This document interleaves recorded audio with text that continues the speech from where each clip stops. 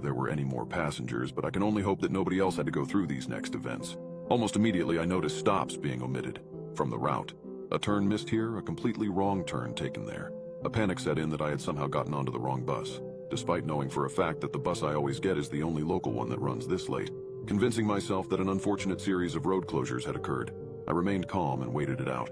After 10 minutes of this, we had circled back to the stop I had boarded at. In front of us, I noticed a more normal bus, the bus I was supposed to board. The lights were on, with a few passengers. It was waiting at the stop. I spoke slightly louder than the rumble of the engine. "Excuse me, can I get off? I'm on the wrong bus." No answer as we slowly passed the correct bus. I could see the passengers inside all staring ahead. My gaze followed theirs, meeting at an ambulance, parked just slightly in front. A small group of paramedics knelt down in the beam of the bus's headlights, surrounding a body on the floor. I couldn't make out the body's face, as it was just out of sight, although one leg looked twisted. The passengers looked distraught, whilst the bus driver stood talking to the paramedics. I stood up. I need to leave at the next stop. As I spoke, I pressed the bell, and the only sign of any internal lights lit up at the front of the bus, stopping.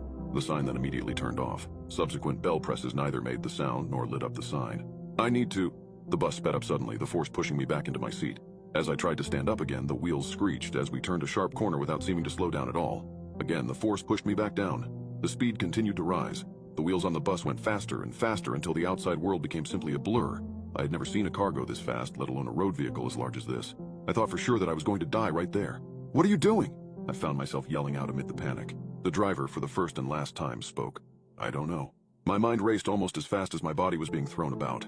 The world beyond the window soon morphed into a void of black, although the effects of our speed were still evident on my body as the velocity pushed me in all directions. It felt as though we had somehow gotten even faster, although this may have been the darkness forbidding my eyes of any reference for our true speed. We came to a sudden stop as I fell forward.